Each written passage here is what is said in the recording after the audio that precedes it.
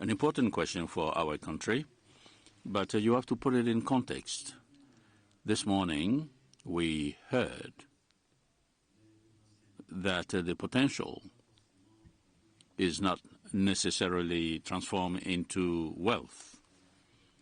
And this is the case of the Central African Republic, which has quite a lot of arable land, but unfortunately cannot reach most of his population because of the issues that we've had that are known. So our objective is to increase our production in order to reduce the vulnerability of a great part of our population who have suffered from the latest conflicts. And this has affected about 2 million of our citizens. So for this, we need to increase our exploited lands to up to 6 million hectares. And since the country does not have a lot of farmers, agricultural farmers, or industrial farmers, we have to focus on smallholder farmers in order to increase this land surface, arable land surface. So actions have to be undertaken in favor of these smallholder farmers. And for this, we have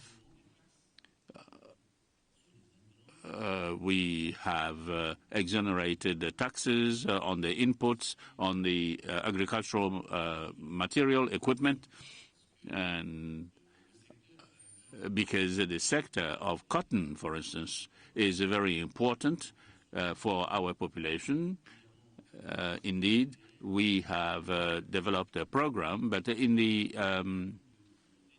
DDR system, we are using the cotton as a DDR program because those who are growing cotton are also growing food items.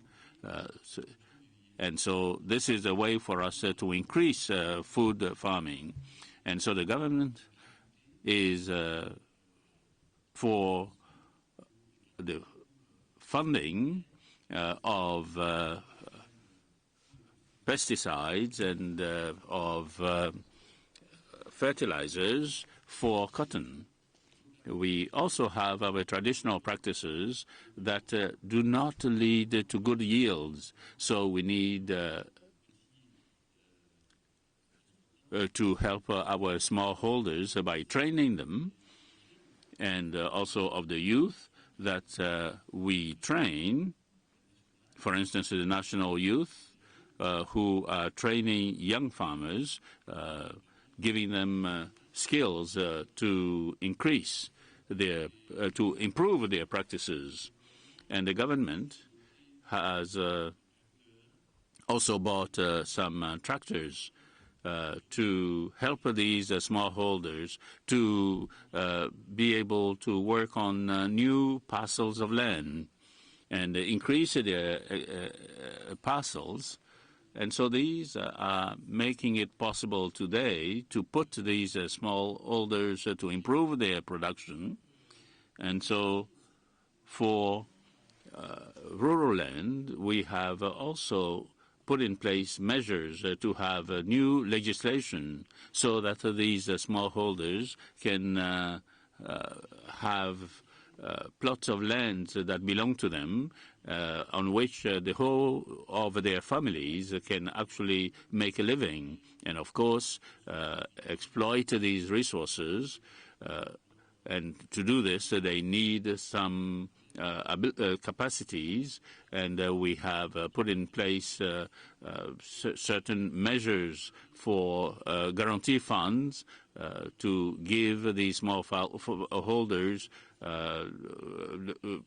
procedures whereby they can work as cooperatives that are structured by the government. So all these measures that are for these smallholder farmers will, in a short while, help them to increase their land surface in the next few years, up to 6 million hectares.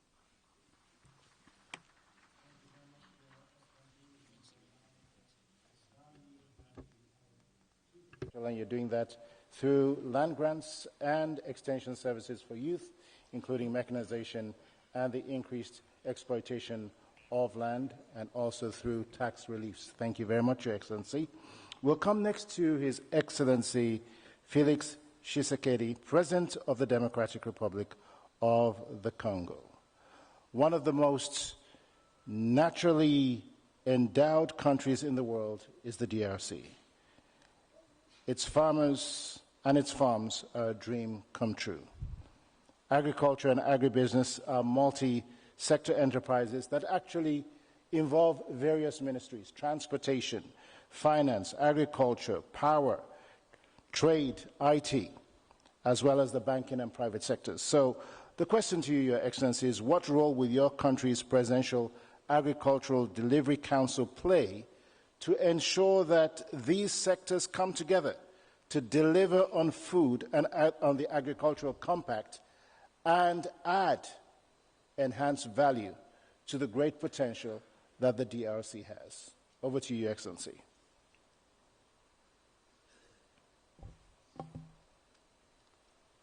Merci. Thank you. Before anything, please allow me to thank and congratulate our brother, President Macky Sall, and our brother, President Akinwumi Adesina, for this initiative, an initiative that is very welcome, a new initiative, and that puts us in face of the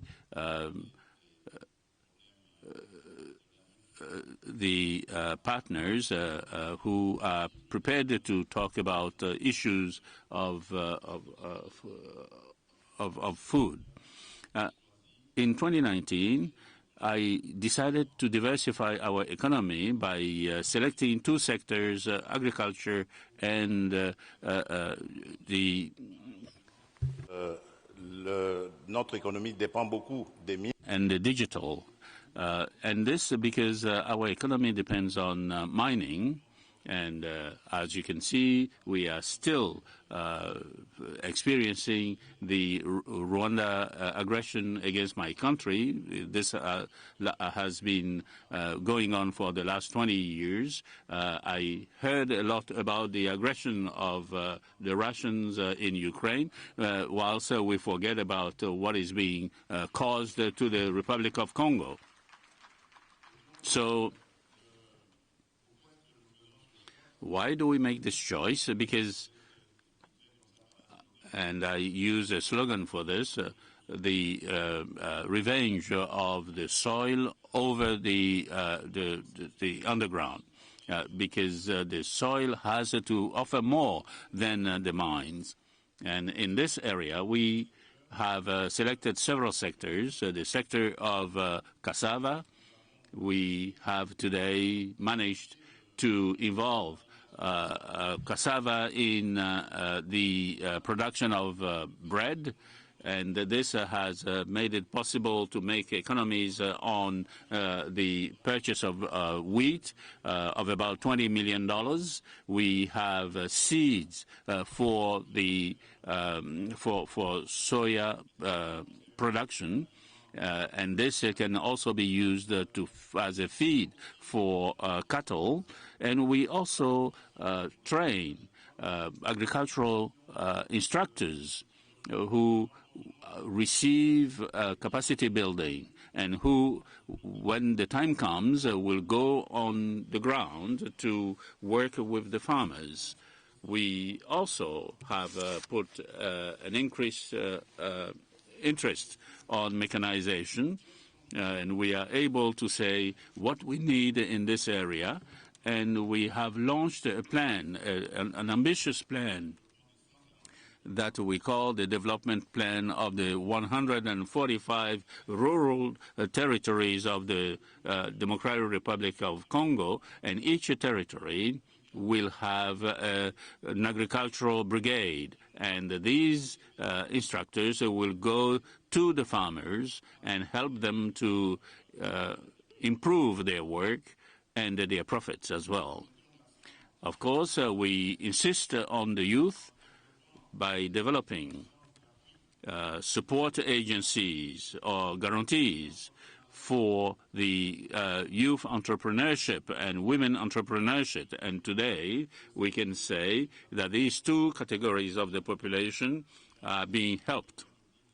Of course, we need more means, but the budget that we have now today are our own funds.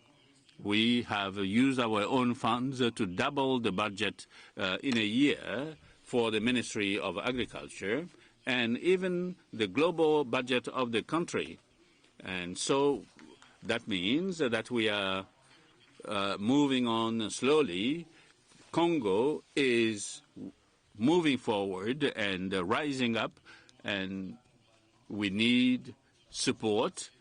First, to have peace and stability, which will make it possible for us to do more things, but we also need energy, water and electricity, because as you are well aware, without electricity we cannot develop industry. And when it comes to industry, we have identified 8 sites within the country where we have developed 3 agro-industrial zones. So globally speaking, this is what is being done in the DRC, and I thank you very much for to have invited us to talk about these so that we can talk to eventual donors who can accompany us in our adventure. Thank you very much. Thank you very much, President Tshisekedi.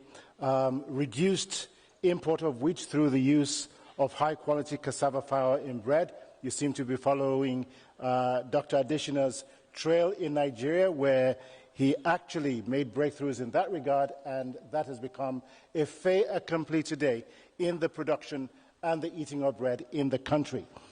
It's also exciting to see that you've not just waited for the Agricultural Delivery Council Delivery Compact, or rather the Agricultural Delivery Compact to take hold. You've set up a development plan of 145 rural areas in the DRC with an agricultural brigade. That's the very first time I've heard about that, so I do want to say congratulations also on the increased budget support in agriculture as well as the takeoff of the SAPZs. Fantastic plans, Your Excellency. Thank you very much.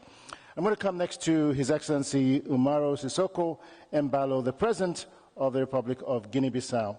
Now, the vast majority of Africa's farming is by millions, again, of smallholder farmers, and the fact of the matter is that they do face a very systemic lack of access to support and to inputs. Again, another recurring theme here at the summit. So, what policies, Your Excellency, do you intend to put in place to enable your country's smallholder farmers gain access to what is much needed in order to bring about zero hunger? Over to you, Your Excellency.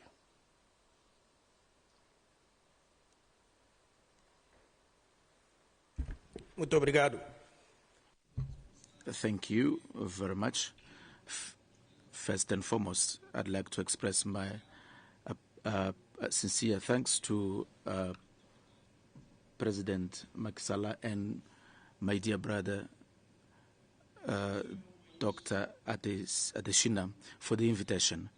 Guinea-Bissau is a merely agricultural country, and we have an agricultural policy since our independence because our land is quite fertile, and the government has always taken part in the procurement of agricultural inputs for our farmers to be able to farm.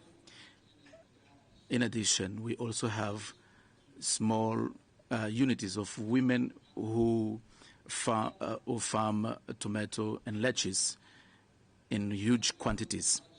And in rural areas, we farm rice in abundance that might also make us consume what we produce. It is indeed that when it comes to agricultural inputs, as you are well aware, Guinea-Bissau is limited when it comes to economy. However, with the support of the international community, i.e. the African Development Bank, this year we are designing a more intense agricultural policy. One of the policies that I'm lobbying for personally, and the government that is joining me. And I believe that by 2025, we will be able to increase our yield and productivity. In particular, rice, that is a major staple in Guinea-Bissau, as long as cassava and sweet potato. We do have this capacity to be able to export. And we've done this in the past 3 years ago. We had started exporting sweet potato to Senegal, where this is more consumed. And I believe that the policy that we are undertaking in relation to agriculture with a highly fertile soil, we just need somewhat support from Mr. President Adesina. And with that, we believe that we can make Guinea-Bissau merely agricultural country.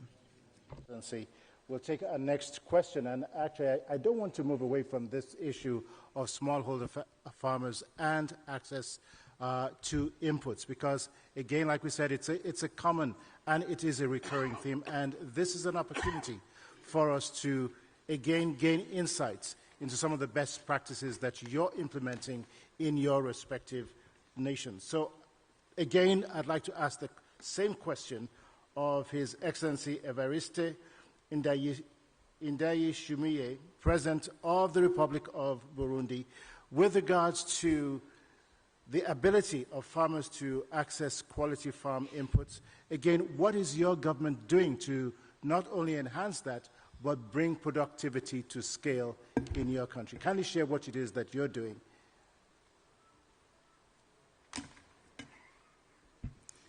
Merci beaucoup. Thank you very much. To start with, this is an occasion to congratulate Mr. Macky Sall and Mr. Adesina, who took the initiative to invite us here to share our experience in terms of development of the agricultural sector. Well, this is for me an opportunity as well to assert once again that the fight against hunger, against poverty, is a noble fight which is easy to win if we are resolute, if we work together. I'm saying this out of experience, our Burundian experience. Our country experienced some crisis in the past and is starting organizing itself since 2005, and ever since 2020 we have initiated a campaign entitled "Each Mouth is to be Fed, and each pocket has to be filled with money." This is a fight. To undertake this fight, well, which has been going on for the past 2 years, I realized that we should start organizing our troops. You need to organize the field to be present. You need to seek ammunitions, and you need a strategy. For the past 2 years, I've obtained some positive results against the indicators we faced with. One day, I saw farmers describing some produce, some problems, some issues. We produce a lot, and they called sweet potato problems.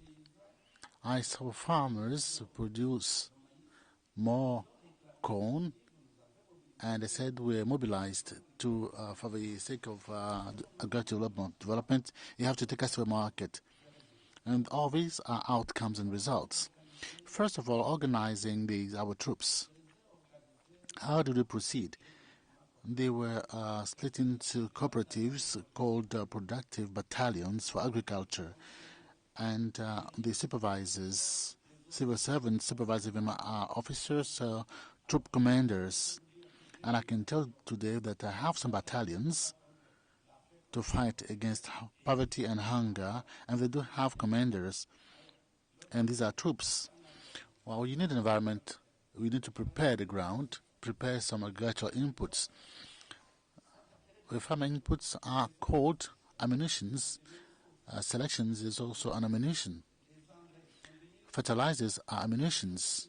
Biopesticide we've just discovered, we discovered 8 kinds are ammunitions as well. When you do have ammunitions, you need fighting strategies. Fighting strategies have to consist in fighting against poverty and hunger. We have cooperatives getting together. Now we have resources. If you can tell me, give probably some reinforcement, we send a contingent to Central Africa. If you tell me, send me a contingent about 1,000 people, I'll send immediately with the commanders and the chief of staff. The government is the general chief of staff. We have regional commanders and even unit commanders at the heads of cooperatives. And to seek ammunition, you need some funding. And to secure these ammunitions, you need agricultural inputs. We have a National Development Bank in charge of financing agricultural products. In this population, there is an active population. These are youths and women. So we establish an investment bank for women and another one for women. We set up a fund for support as a guarantee and a support fund for youth with no security to provide to banks. In addition to that, we developed a youth program for job creation for youths. It's a program we funded to the tune of 48 billions. And when we noticed that there were some young people, graduated young people, who are young officers of to command, young people were not fortunate to go to school, we needed to recycle, to retrain these young people and upgrade them. And together we developed a training center for the upgrading of these young people. All of these contribute to the financing of these projects. Yes, indeed, what we're doing, we do it within our means. But I can tell you that cooperatives, on each hill, we funded a cooperative to the tune of 10 million to be able to access to these agricultural inputs. And the government also is providing subsidies to the tune of 70%. The government, in buying fertilizers, cover 70% and farmers 30%. With the 10 million we extended to cooperatives. With all these banks, we are seeing that we have not complaints about having access. Is the product available? With the war in Ukraine, there's been a shortage of fertilizers. We are fighting in this direction to get some supplies.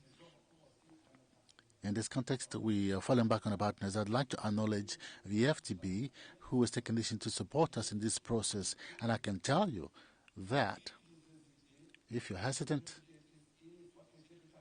once I have reliable partners providing support within 5 years, I will give an appointment. You'll see what we have achieved. If you ask me, when did you eat imported food, I can tell you I can't remember. Burundian farmers cannot remember because the bread with the wheat we're producing is produced. We turn it into flour, and civil servants are used to that. We are consuming consistently because there is food. What is left is to store this food because these agriculture are producing. The day before yesterday, I visited producing. We're harvesting potatoes. The price of potato had reached 2,000 per kilograms. That's going to be a fifth of a kilogram, a fifth of a dollar per kilogram. Compared to production costs, farmers are going to be losers. So what should we do? We should provide them support for processing and for storage. So now this is what we are facing, because even if we produce extensively, we have not yet acquired experience for storage, for processing, and for marketing. Based on the Burundi experience, I think it's doable. The fight is easy to win if we work hand in hand. That's why our slogan is, each mouth is to be fed, each pocket is to be filled with money. You shouldn't eat only, you need to have a channel to sell off your produce. There are other slogans like, together we can do everything possible. While I can do that together, we can overcome hunger and ensure income for farmers. Farmers are no longer poor people. We used to declare farmers. Peasants are poor people. Now, in my country, farmers have become rich. When we're talking about rural exodus, now young people are going back to rural areas because this is where life is sweet. There is no more life in cities.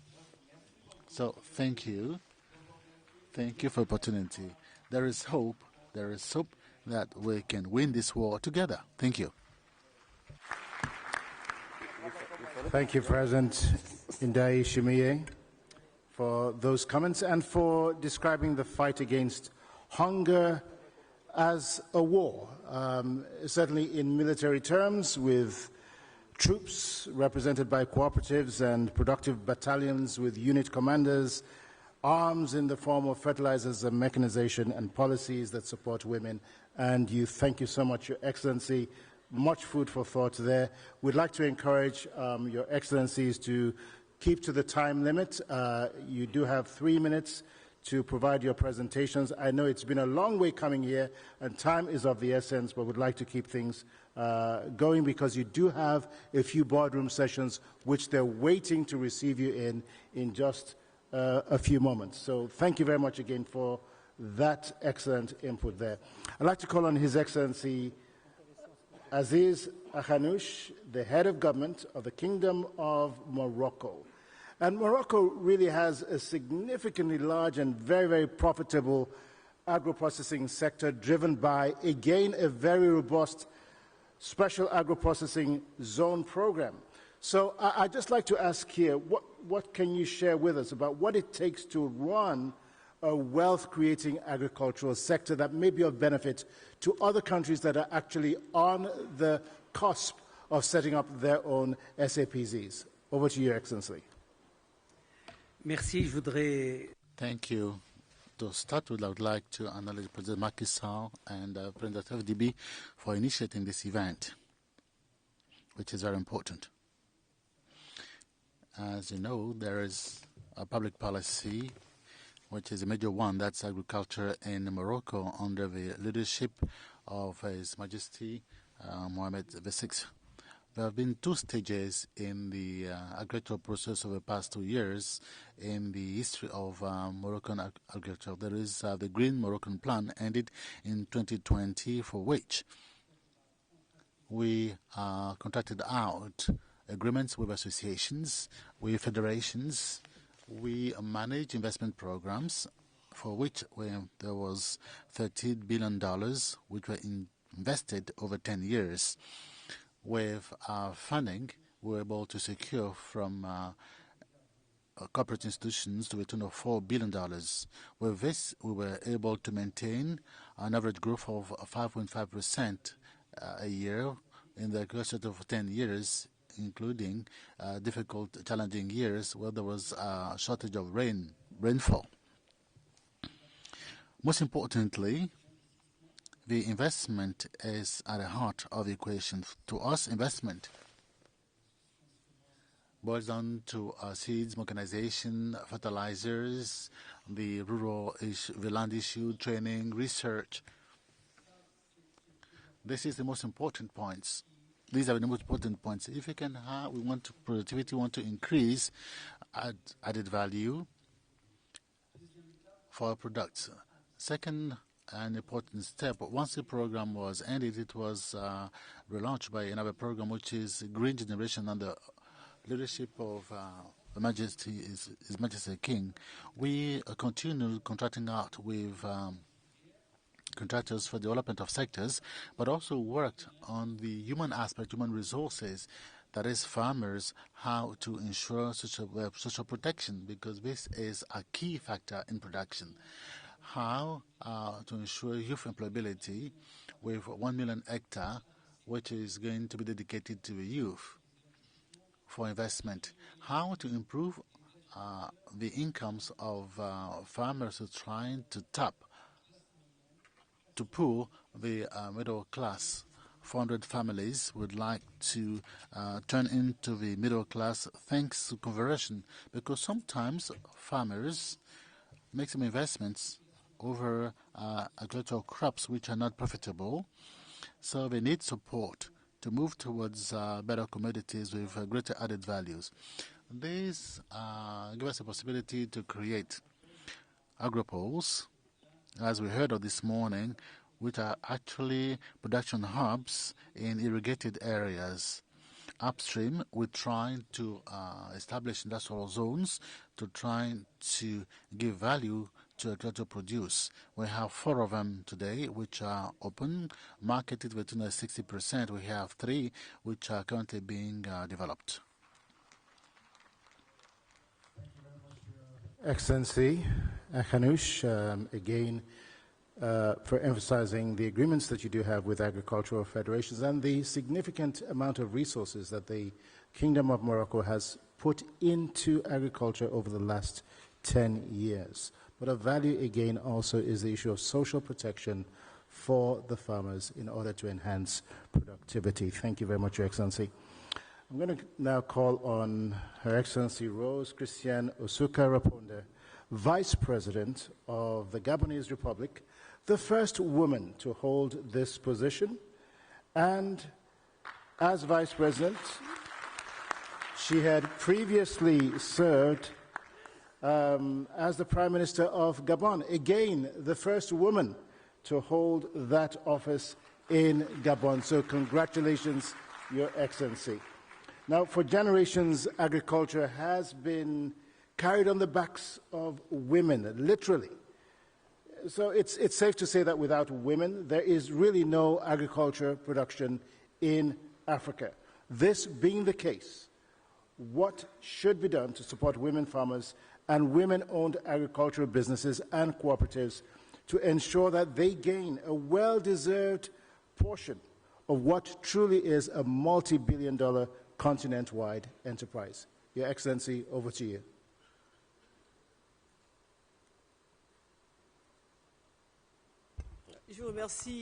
I'd like to thank you for your questions.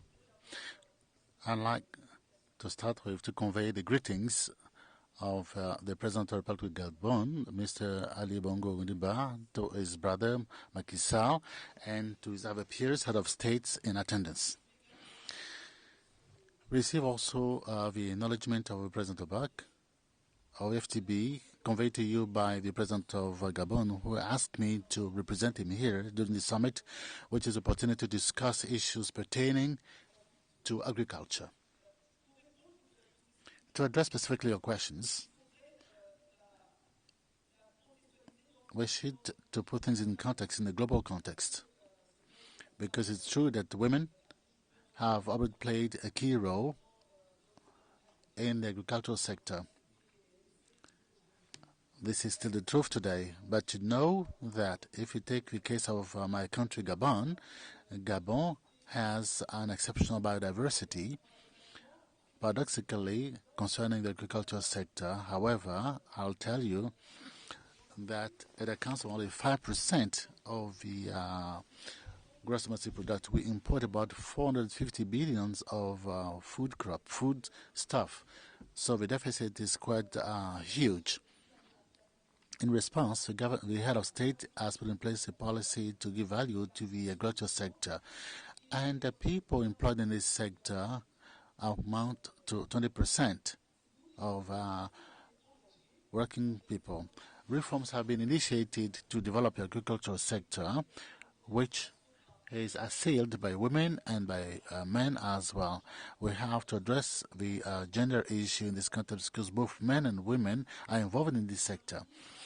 Thanks to the support we garnered from the African Development Bank, we created high productivity zones to secure lands which are allocated and provided to farmers, whether men and women, and also to agro-industrialists and farmers and cooperatives as well, which are comprised of women and men. While in response to this situation, Gabon can use to reverse situation in terms of contribution to the gross domestic product, but also in terms of resources, financial resources. Even in the long run, we can export produce that can produce and processed locally. We were in this context to set up a mechanization system which enable us to set up more than 20 platforms with several department services and provide equipment helping us to produce and process local produce. Gabon in this specific area is quite particular. We need a lot of investors, a lot of partners coming to develop this sector in our country, supporting women, whether in rural areas or urban areas. In this context, we've set up some systems to improve the business environment by setting up some tax incentive, fiscal incentive, so that investment can be crowded in Gabon and support us in developing the agricultural sector. To make headways in the sector and especially be involved and attracting women in the development of the agricultural sector, it's important that such women be trained, that their capacity be quadrupled, and that the entrepreneurship system should be provided to teach them some technical farming techniques. And in your question, you can see that women in the past used to adopt basic techniques. To date, we aspire to emerge, and we need to provide technical means to support women to develop and develop the lands granted to them. We have our policy develop lands to secure arable lands which are provided to this category of countrymen involved in this sector. It's important to train, to build the capacities in the agricultural sector, provide them some tools, provide them support as well. But you know, it's good. We are going to make all this available, provide a propitious environment for development of the agricultural sector dedicated exclusively to women or as a rule to gender, but we need to provide support, and financing is important. I'd like here to acknowledge the African Development Bank, which supports most African countries in developing the agricultural sector and giving incentives to countries to secure some inputs. With the impact of war in Ukraine, my country is importing a lot. I'd like to underscore this. We do have obligation to reverse the trend.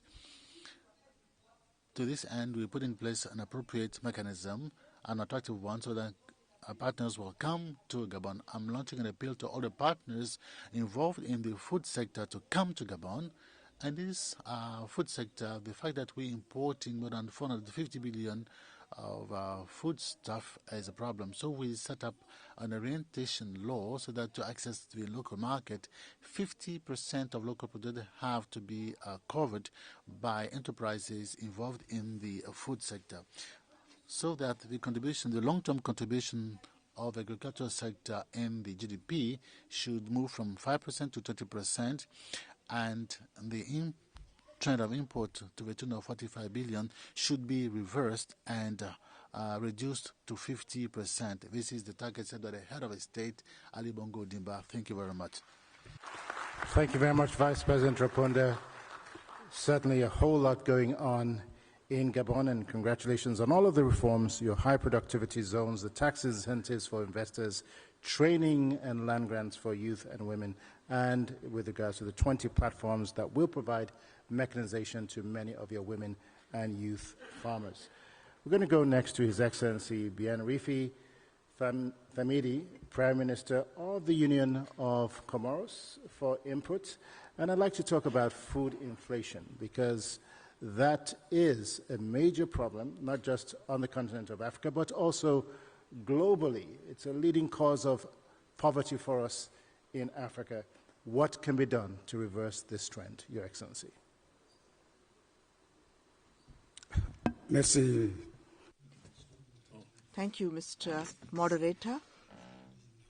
Your Excellencies, Mr. Presidents, distinguished panelists, I think I'll have some time to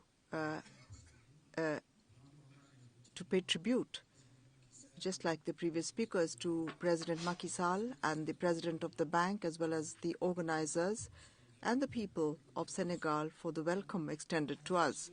Now, regarding to the question addressed to me, I cannot say that the solution is simple, because inflation is linked to many factors, and this is precisely the reason why we at the government of Comoros, we are trying to activate several levers or leverages to make sure that we have an impact on the agricultural sector. We believe that speculation which we see on the shortages could be linked to profits. For this purpose, we have put in place a credit policy for businesses which are working in this sector. So we give bank loans, public bank loans, as well as private loans to these companies by giving them state collateral, so that these loans are not too expensive, and so that these loans are more bearable and more stable. We believe that we had to work relentlessly in this field, and that's exactly what we are doing in order to step up production, both basic commodities and food production, as well as cash crops, which do have a very high economic value, in order to assist farmers in increasing their incomes. But here again, we are of the view that it is extremely important to put in place a PPP policy, which is a public-private partnership policy, in order to make it more attractive, particularly for those who are credible vis-à-vis the banks in order to obtain loans.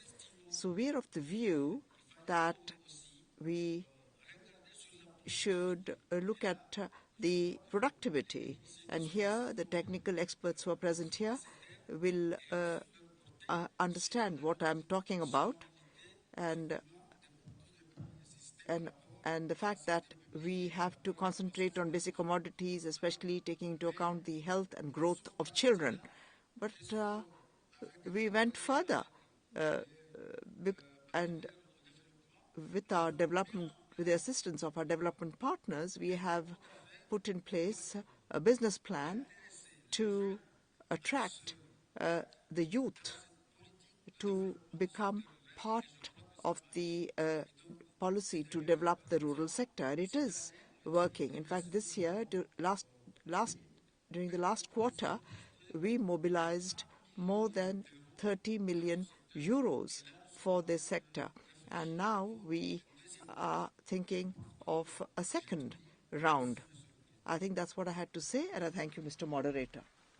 Thank you very much, Your Excellency. Wonderful plans there.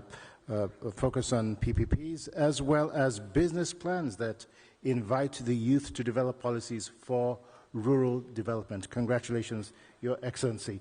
We will take our last presentation from Her Excellency Festum Assefa, the Minister of Planning of Ethiopia. As the saying goes, the future just doesn't happen. It is created. Ethiopia has a major breakthrough in wheat production over particularly the last 4 years, where it's gone from import dependence to self-sufficiency. What lessons and takeaways can we have here from Ethiopia's experience? Thank you so much.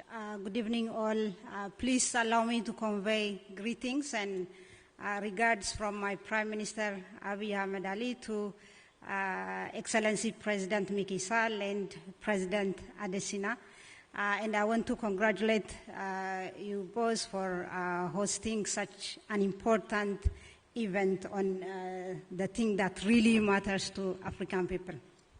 So, yes, we have set the vision of food sovereignty.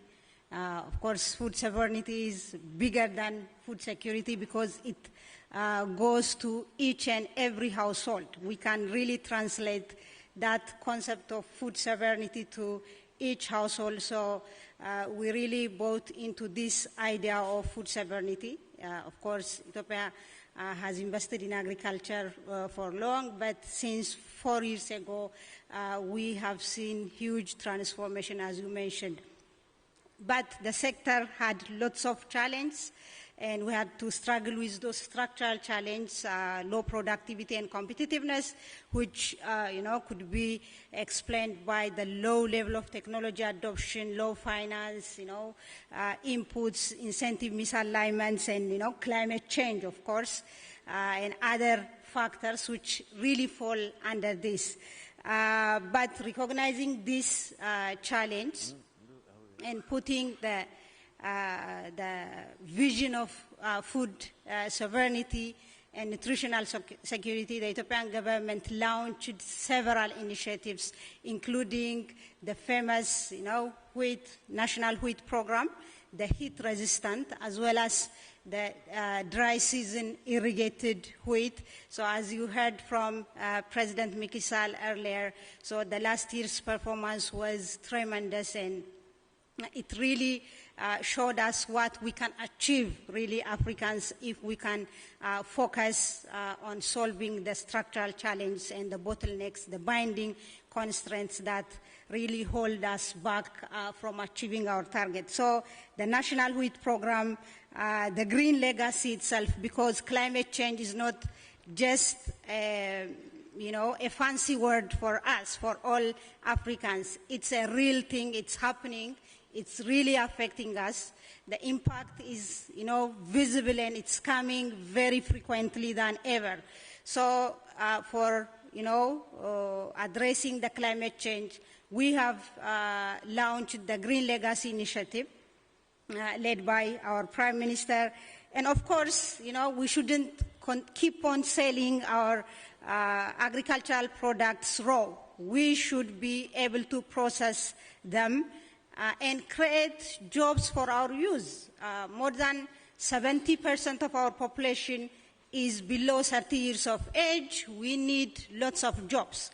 So we should really stop sending our products, our produces raw, and we have established 4 big integrated agro-processing industries, which are really instrumental in creating the backward and forward linkages and organize farmers in, farmer centers, transformation centers, as a collection center for the produces of the farmers, and so that they can really earn better and change their livelihoods.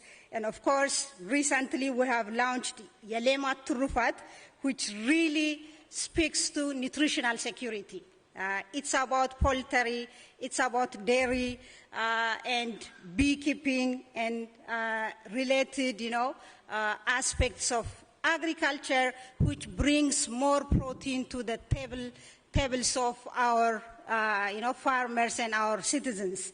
So specific policy interventions were there regarding finance. I've said agriculture has never been adequately financed in Ethiopia as well as elsewhere, but our budget for agriculture has more than doubled the last 4 years.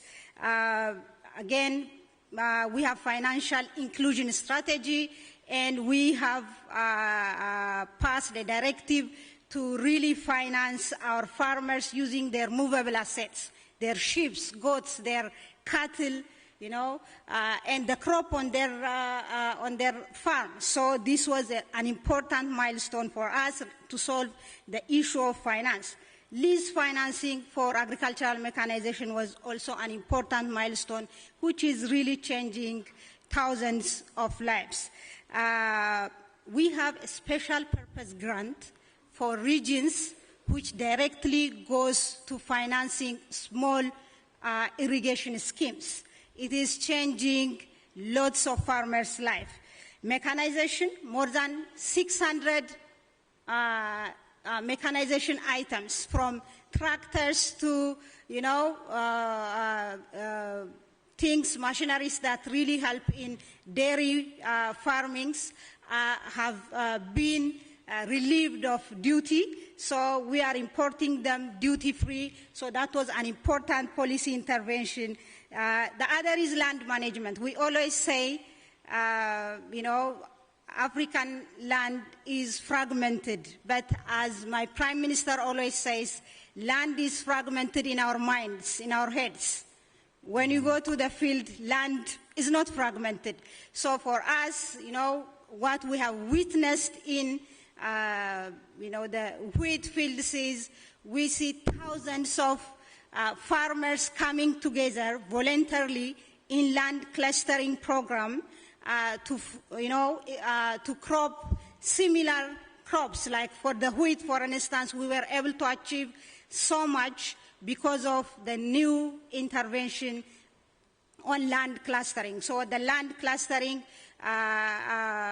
really helped us to have technology, better technology, mechanization, input, other technological inputs, and you know those inputs were able to produce better because of, you know, the land clustering. When again contract farming laws are passed, land certification, but in land certification we made sure both, you know, the women and the men, you know, have the right to use that land. So in every certificate, so that in each household you have, you know, the mother and the father or the partners having the right, equal right to own that land. So that was really an important thing. Fertilizer and seed subsidy, you know, for smallholder farmers was an important point. Logistic, you know, with African Development Bank support, we have achieved tremendous in really building roads, road infrastructures. Of course, the agro-processing industry parks, the African Development Bank has, you know, huge stake in that as well. So we are really thankful for that, but huge infrastructure development has also been made. But, you know, without the private sector, we cannot do, you know, that much. We can only do so much. So for us, the 20 million plus smallholders are private sector. But in addition to that, we really want to commercialize our agriculture. So we have lots of incentive packages regarding land lease, one-stop shop facility, investment guarantees, and several other investment packages. Let me stop by just mentioning some of the important achievements that we have made. Let me give you some numbers. The 25 million quintals of wheat through only dry season irrigation. This is, you know, this is not the regular rainy season plantation, only, you know, using the land which used to stay idle, waiting for the rain to come. So through irrigation investment, we were able to produce 25 million quintals of wheat just last year. As we speak now, you know, Dr. Adishina, you should be more proud today with this number. As we speak now, 1 million hectares of land are covered with dry season irrigation and we will be harvesting it after 90 days. So this is really a tremendous achievement, and we are set to export, wheat very soon. We were able to plant 25 billion trees. Out of that, 500 million are fruit-bearing trees. So Green Legacy was not only about planting trees, it was also about food security. So we were able to achieve food security through our Green Legacy, of course, an adaptation and mitigation strategy to the climate change challenge. So finally, the export from agriculture. Only in the last 4 years, we were able to add $1 billion to our, commodity export only from agriculture sector, and this is huge achievement. Thank you so much. Your Excellency Festum Assefa, thank you, one, for your passion, which is quite obvious, your passion for agriculture, your passion for farmers, as well as making the distinction between food sovereignty as opposed to food security. At this note, as they say, all good things do have to come to an end. Our high-level presidential panel is going to come to a close right now. I've just received a signal that we do need to wrap up this session, but I have a few announcements to make before our excellencies exit the stage.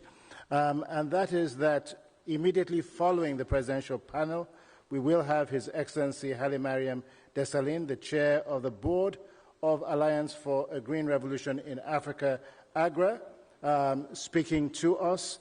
Tione Niang, who is a farmer, a social entrepreneur, and the founder of Juf Zone Farms, a young man making a significant difference here in Senegal. He returned to Senegal in 2014, and he hasn't looked back ever since. He's having a huge impact on this country in the agricultural space.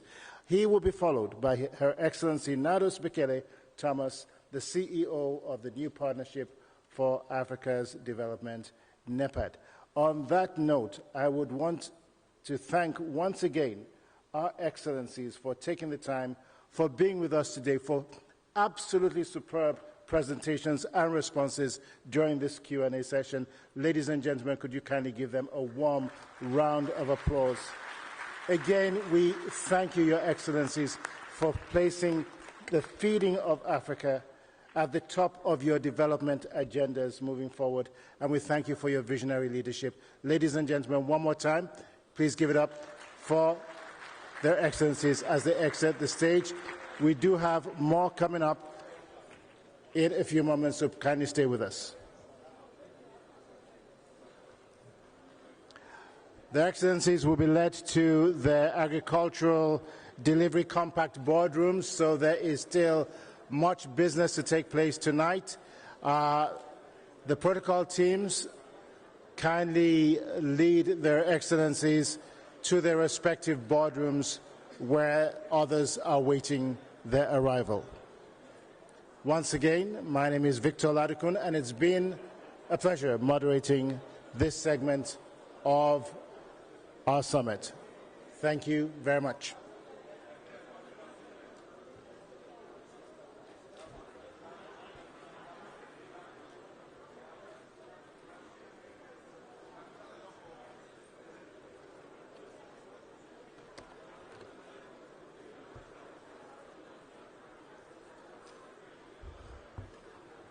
It's not, I had to wrap it up, but we still have these three. Allô? Oui, mesdames et messieurs, merci. Si vous avez trouvé des téléphones portables, merci de les remettre à la sécurité. Il y a des participants qui ont égaré leur téléphone portable. Merci. Two portable phones that have been lost. If somebody has found them, to give them to security. Yeah, I know. I made the announcement earlier. But yes, you want it in French. We will say it tomorrow morning. Actually. Anyways. Man, I am so... I'm washed. Out of it. Go get some rest. But maybe the president will have you all... But he has the dinner tonight, so you're all safe. No, that's him. Hmm? That's him. No, that's him, but maybe he'll want to see all of you after. I'm just getting back into town right now. anyway. Do you think the rest of the program is going to continue at this rate? No, tomorrow it should be better. We should be able to. Let's try and see if we can squeeze them in tomorrow. Let's see if tomorrow we can start on time. First of all, let's see if we can start on time.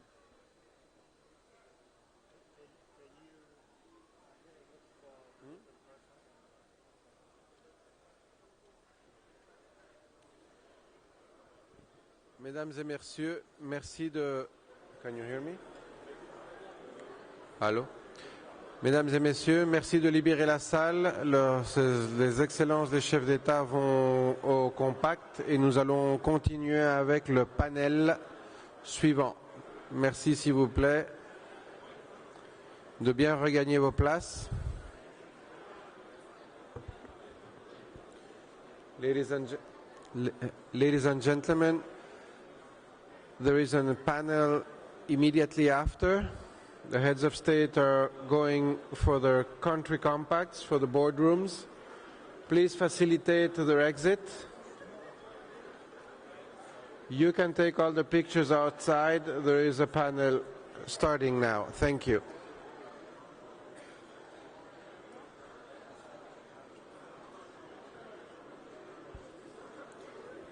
Merci de faciliter le passage au chef d'État.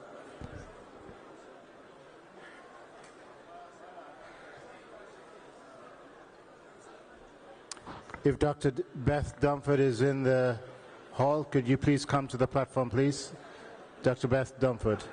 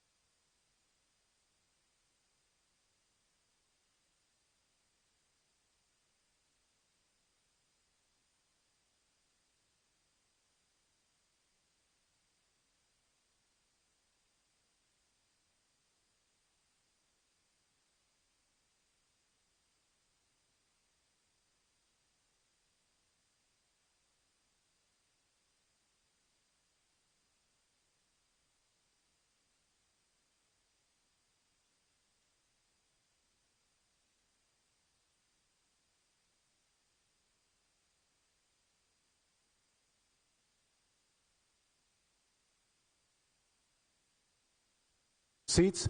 We will proceed with the conclusion of this session, as well as continue with the fertilizer panel discussion, which is a very important one coming up.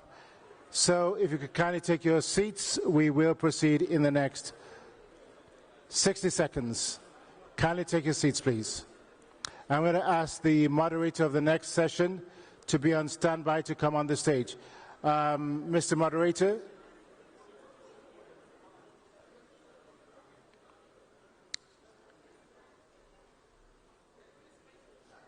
I'm going to have to ask the moderator of this session to come right of stage.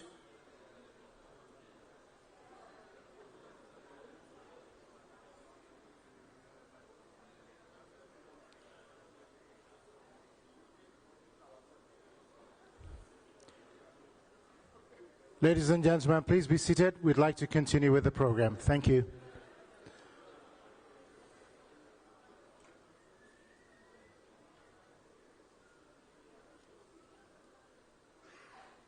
Christy, please, we need the moderator of this session over on the platform.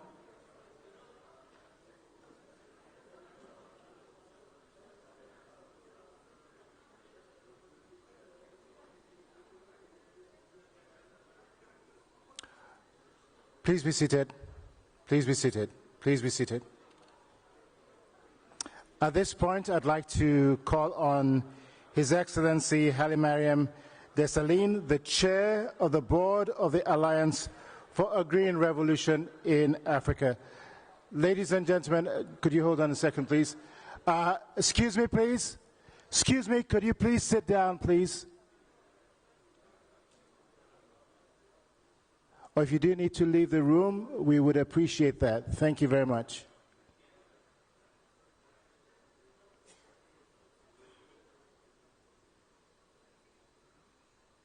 Thank you for your cooperation. Again, I do want to apologize that time has overtaken us today, really unforeseen circumstances.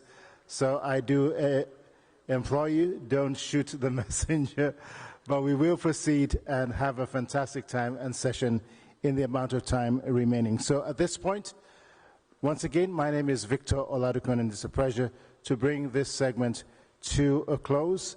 But before I do, I'd like to call on His Excellency Haile Mariam Desalegn, the Chair of the Board of the Alliance for a Green Revolution in Africa, to provide brief 5-minute remarks.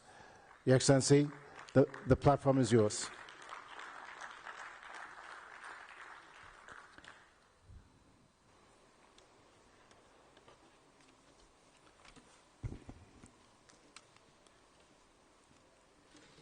Your Excellencies, heads of state and government, honorable ministers, distinguished delegates, ladies and gentlemen. I am extremely honored and privileged to address you at this prestigious high-level summit for scaling up actions for zero hunger with accountability.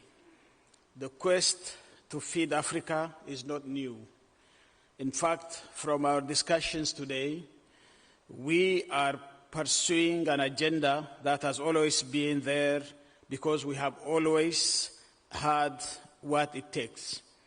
We left it to pursue other things, but thankfully, we have made our way back to Africa's economic driver, agriculture and food security. That our continent is endowed with over 65% of the world's arable landmass, and yet is unable to feed its populations, is no longer news. But what is news is the actions African leadership is taking to rewrite the news story. My country, Ethiopia, is a stark example. It is ridiculous that we are begging for food when we have what it takes to feed ourselves and feed others. The Russian-Ukraine crisis may have caused serious disruptions in our efforts to achieve food self-sufficiency, but it has presented great opportunities before us and the urgency of implementing them.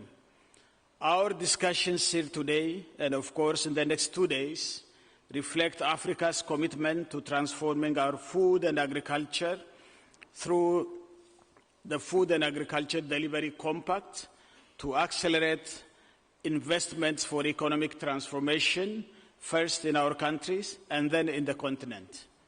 We have also demonstrated the need and willingness to drive a new kind of investment. I must say here today, these investments must be based on 3 strategic shifts. First, they must reflect a shift from conditionalities to mutual accountability. Second, they must reflect a shift from demand-driven to data-driven investments and results-based tracking. And the third, a shift from feeding people to investing in people to feed themselves. The presence of several heads of state and government in this summit depicts the unprecedented commitment of our leaders to transform the agriculture and food security in the quest to alleviate all forms of poverty, hunger, and malnutrition using the food systems approach.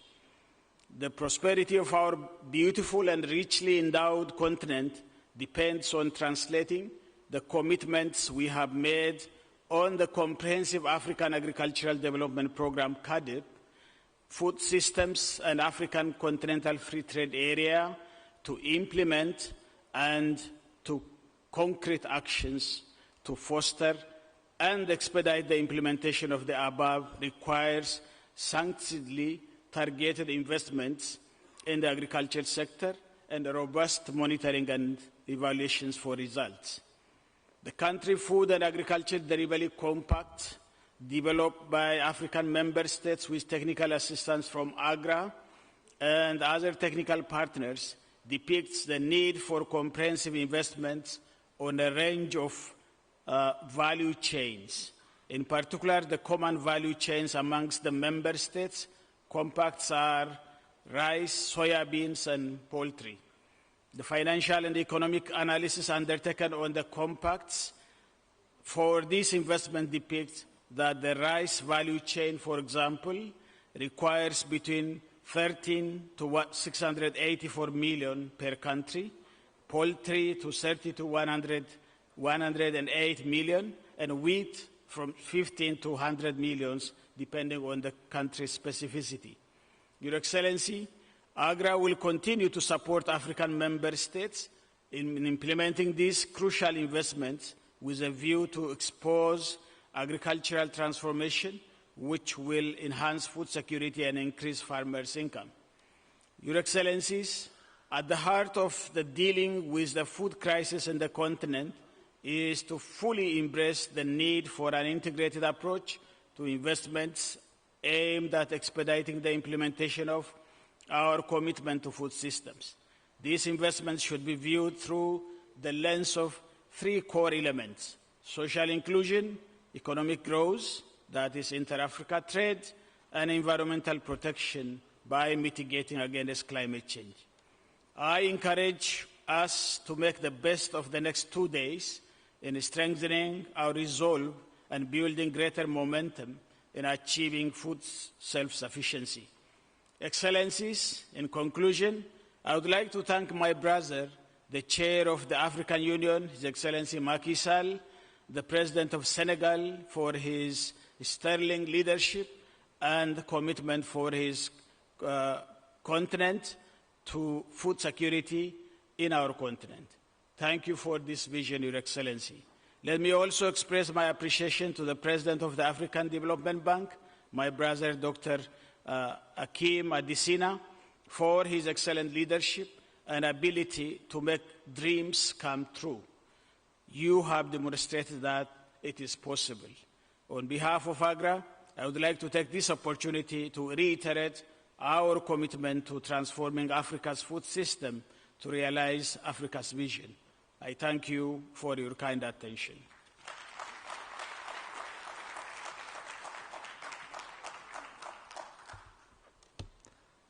Thank you very much, Your Excellency Hailemariam Desalegn, the the Chair of the Board of the Alliance for a Green Revolution in Africa. Agra, thank you for the work that your institution continues to do in supporting and revolutionizing Africa's food systems. Thank you very much for your presentation. Greatly appreciated. Now, our next guest, as I mentioned previously, returned to Senegal in 2014, and his goal was simply to devote his time, devote his energies to his country, and add value to farming, agriculture, and productivity. So, he is a farmer, he's a social entrepreneur, and the founder of Juf Zone Institute of Agriculture and Leadership. Theo Niang joins us now with a look to the future and a call to action. Could you come to the platform?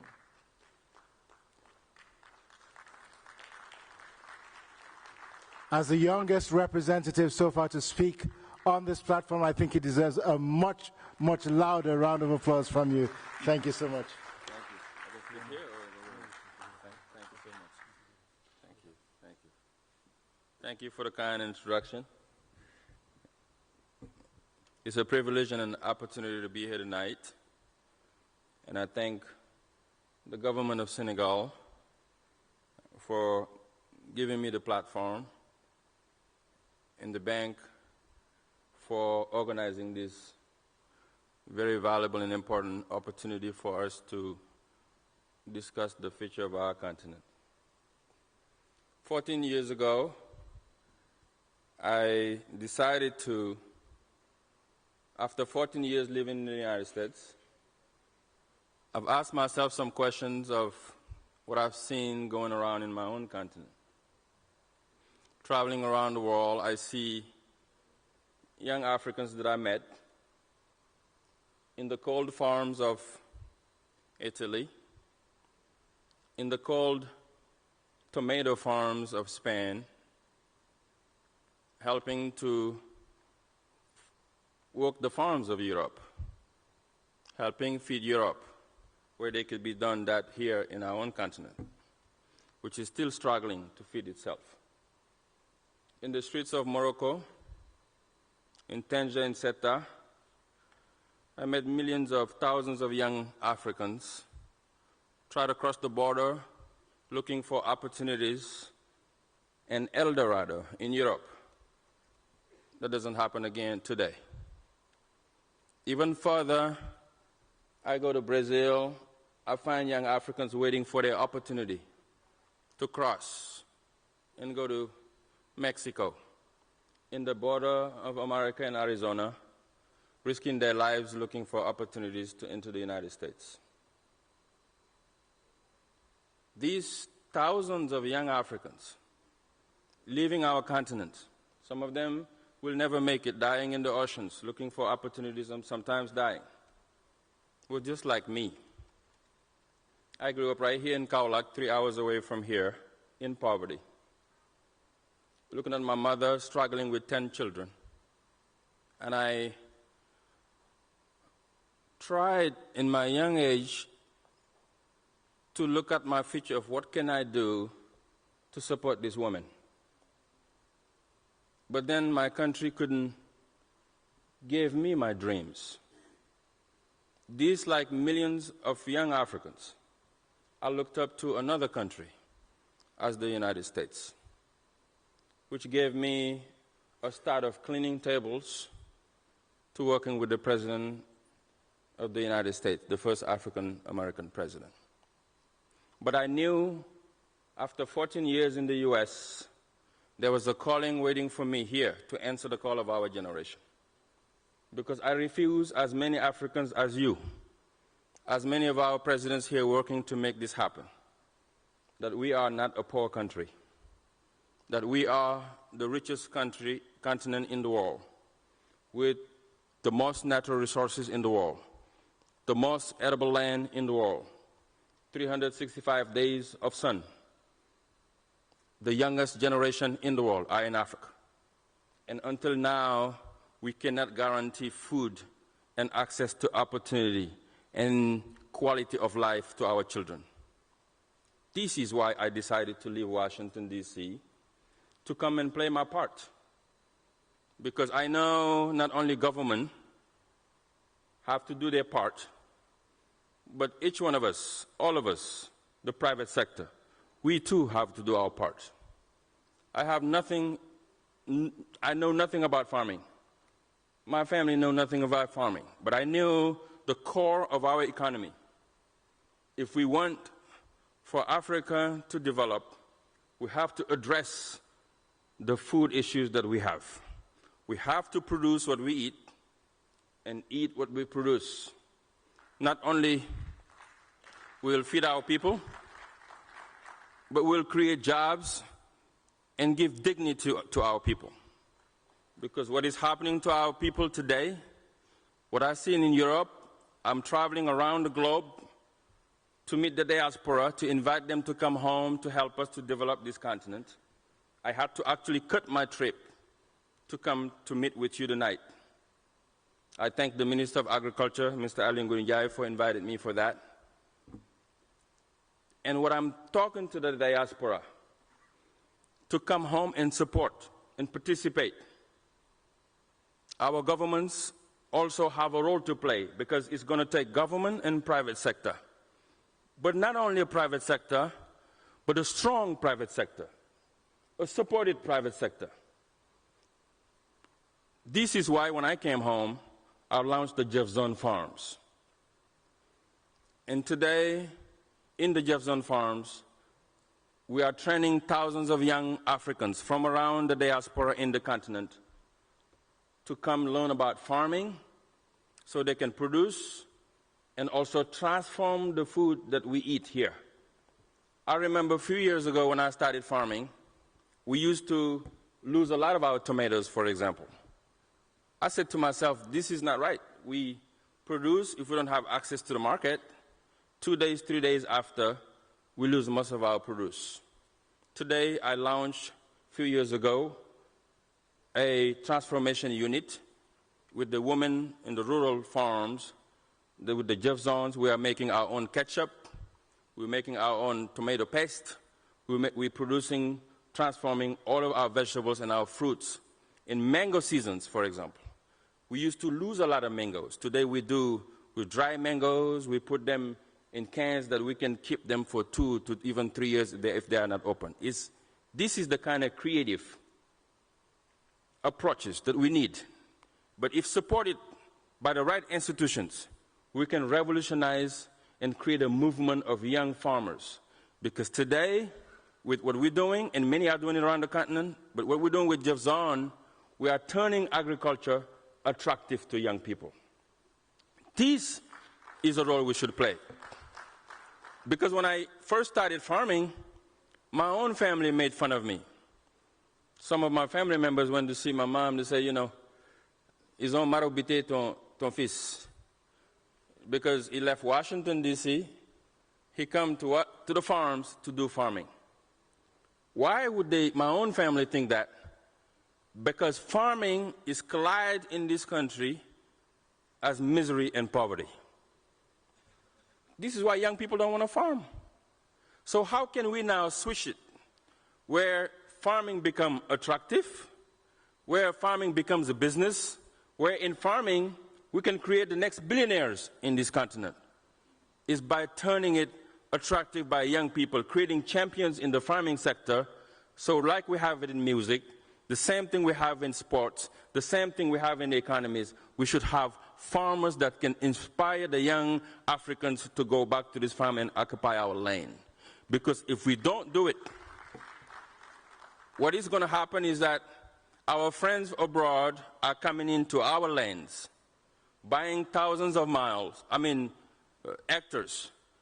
And not only we are importing food now, but they're going to farm from our own country and take the food outside to sell it outside. And our young people are going to continue to do what I did. Leave this country to look for opportunities in France, or in Morocco, or in Spain, or in the United States, or in other countries like Turkey and everything, where we can guarantee them here in Africa. Please, my friends, let us not continue to just have these kind of conferences, and when we go home, everybody continue on with their lives until 2 years again, we're going to meet again and talk about policy again. Because to change farming is not going to happen in the conferences.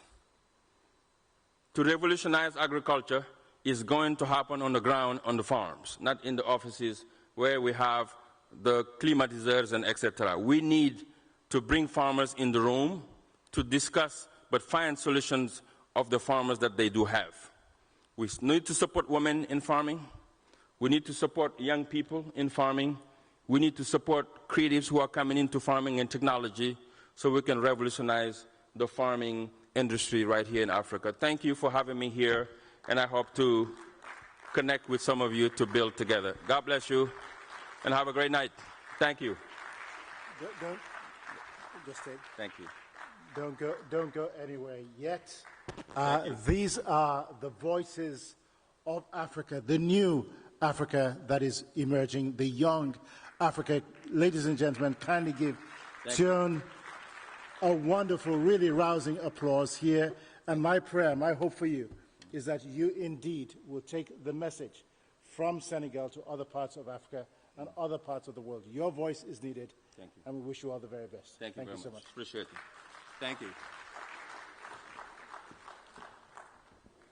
Last but not the least, sometimes we leave the best till the very last. I'd like to call at this point on Her Excellency Nados Bekele Thomas, the CEO of the new Partnership for Africa's Development, NEPAD, who assumed office in May of 2022, and she brings tremendous multilateral experience to her position, and she has a vision to accelerate Africa's development. Ladies and gentlemen, kindly give Her Excellency Nados Bekele Thomas a warm round of applause. The platform is yours.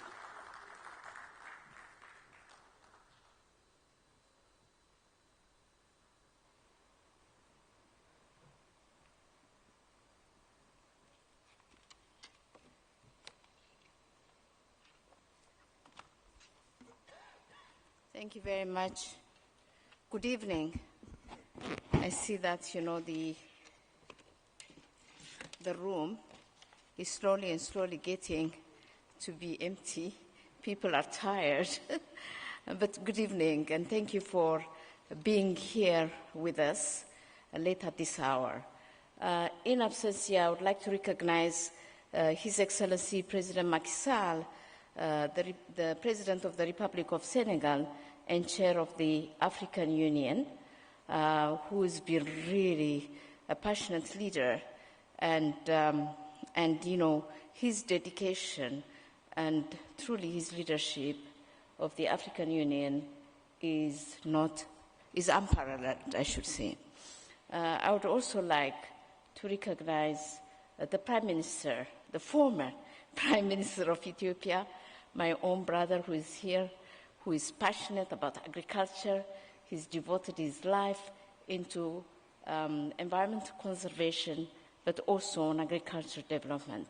And thank you very much for being here and for all your leadership.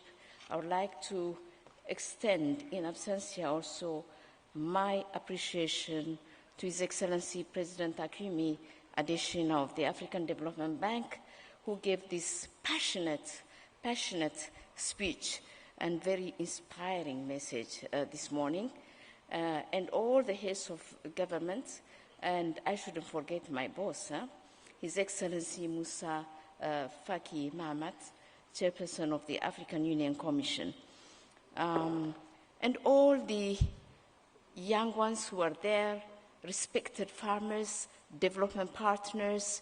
I've seen some of the captains of business and foundations. All of you, good evening. I think for me to take this floor, I take it with great honor and gratitude. I should admit that the conversations this morning and this afternoon have been for me enriching and encouraging.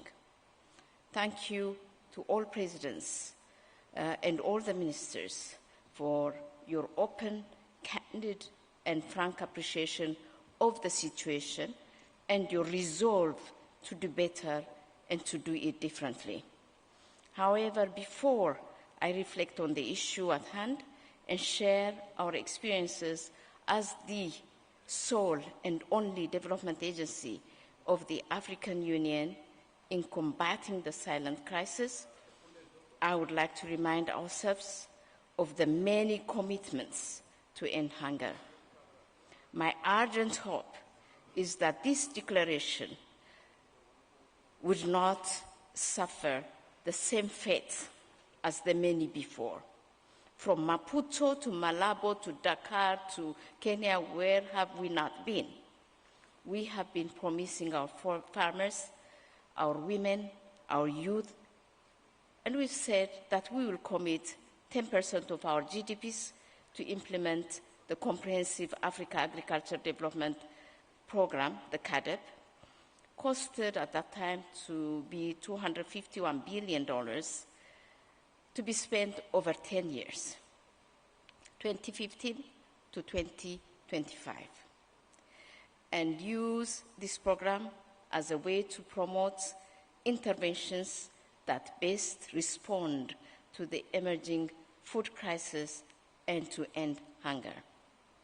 Excellencies, ladies and gentlemen, with a little less than 2 years away from the CADEP targets of 2025, 7 years away from SDG 2030, and 40 years away from Agenda 2063, we are running out of targets, we are running out of promises, and we are running out of time. It's not conferences and summits that the people of Africa need. They need decisive action, implementation, and we need to follow through on the promises we have made. Excellencies, COVID-19 and the Russia-Ukraine war have simply exposed the gravity of the impact of inaction. We have witnessed the negative impacts of our unfulfilled promises in all facets of human development, from health to education and to social well-being. We know that there will be future shocks, and we need to increase our efforts tenfold to resolve past deficiencies and current problems, but most importantly, to prepare and respond to future shocks. Forecasts have shown that if we do not take action, the vicious cycle of vulnerability, undernutrition, and poverty will not only be perpetuated, but aggravated. Excellencies, more than 200 million Africans will be undernourished by 2043, and this will have long-term negative effects on their health, education, and productivity. Furthermore, if we follow the current path, the trade deficit of $64 billion, which we're talking today, will increase fourfold to $652 billion by 2043. With the slow growth in agricultural yield, we will import more than a third of our food consumption by 2038 if we do not act today. These are the harsh realities we will face if we continue to divert our energy and focus away from the burning issues facing this sector.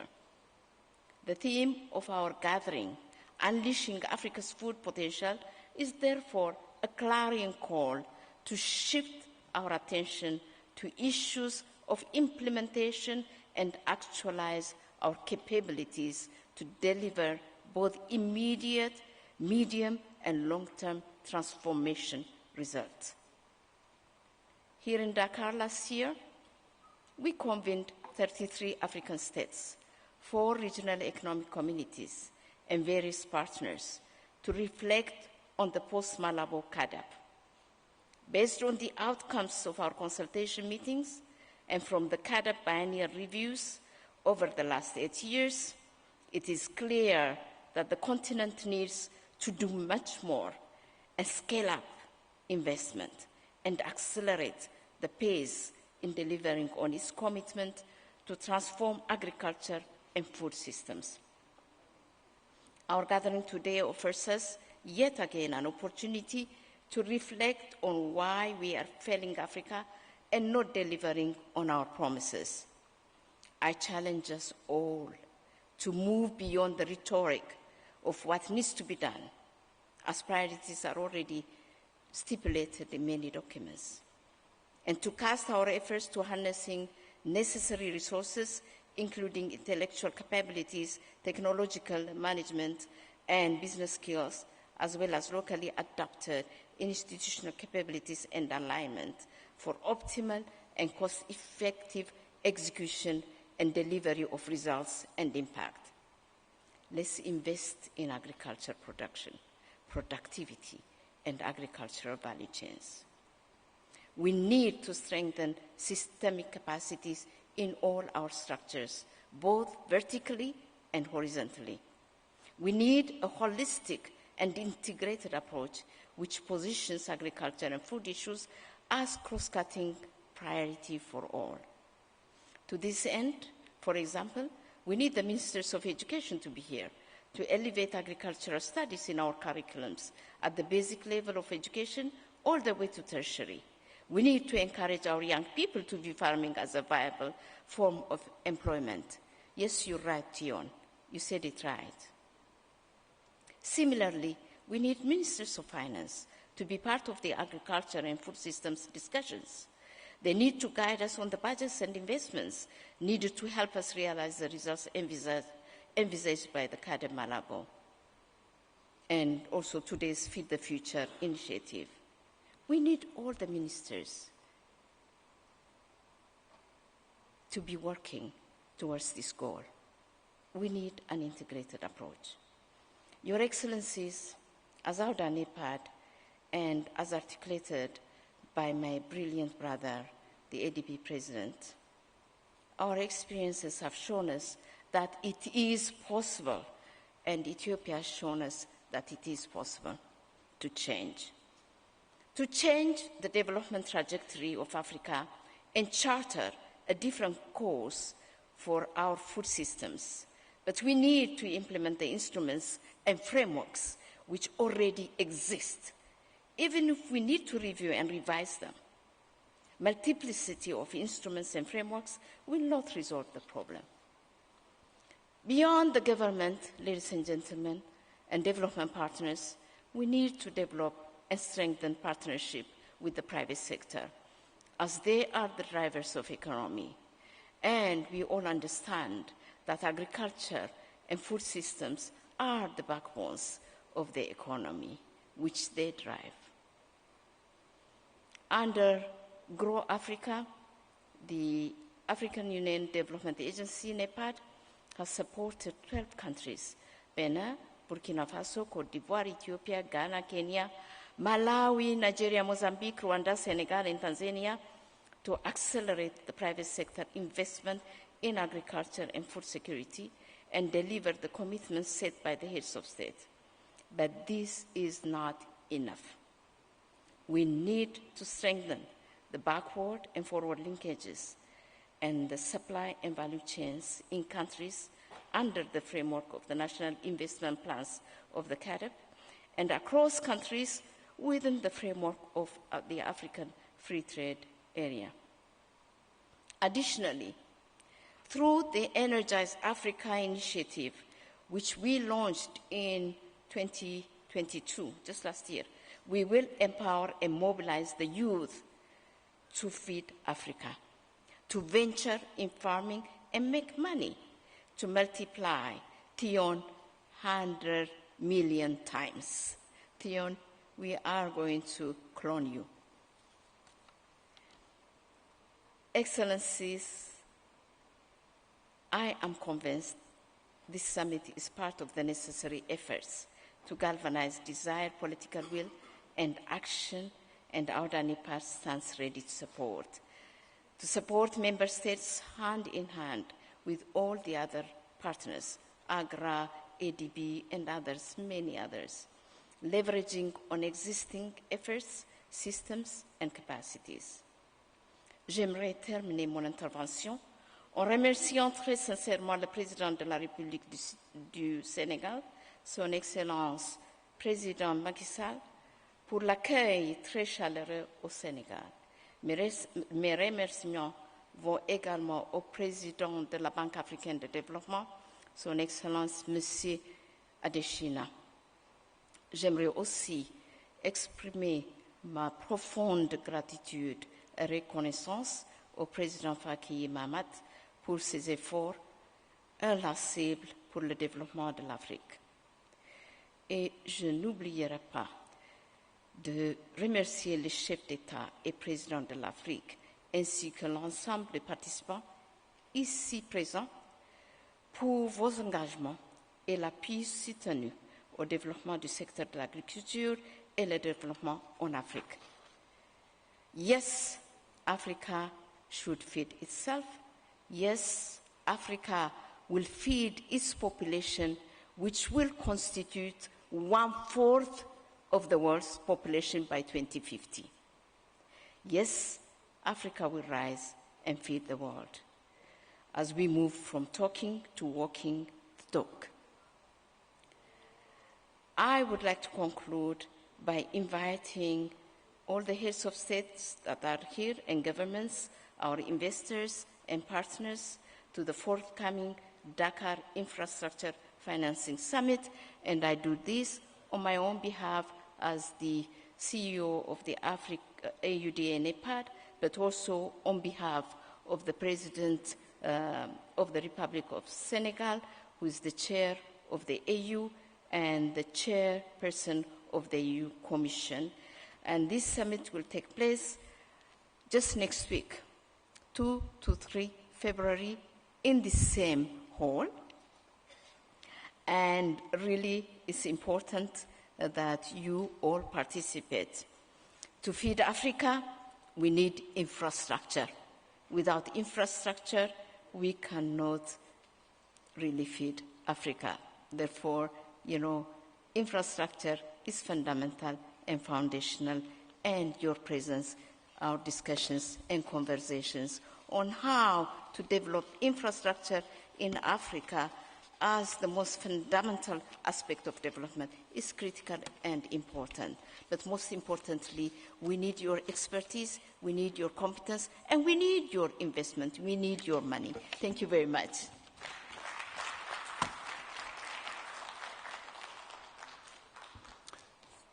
Thank you very much, Your Excellency Nados Bekele Thomas, the CEO of NEPAD, for your charge and for your comments. Ladies and gentlemen, we had mentioned earlier that we will be transitioning to the fertilizer panel, but in the interest of time, this is a food summit. I know that many of you have not had dinner tonight, as well as several guests who would like to be here are not. So we are going to adjourn the fertilizer panel to tomorrow, and you'll receive further information on that in the updated program. Once again, I want to thank you for your patience. I want to thank you for your participation, and I wish you a wonderful evening, safe trip back to Dakar or to other environs. See you tomorrow, and for now, bon appétit, good night. Maintenant en français, merci beaucoup pour être resté si longtemps. Vous rappelez que tous les participants sont reçus par la République du Sénégal à l'hôtel King Fahd à Abidjan pour une réception ce soir. Vous pouvez vous rendre directement. Le Sénégal offre à Dakar au King Fahd, l'hôtel King Fahd, une réception en l'honneur de tous les participants. Merci beaucoup et à demain.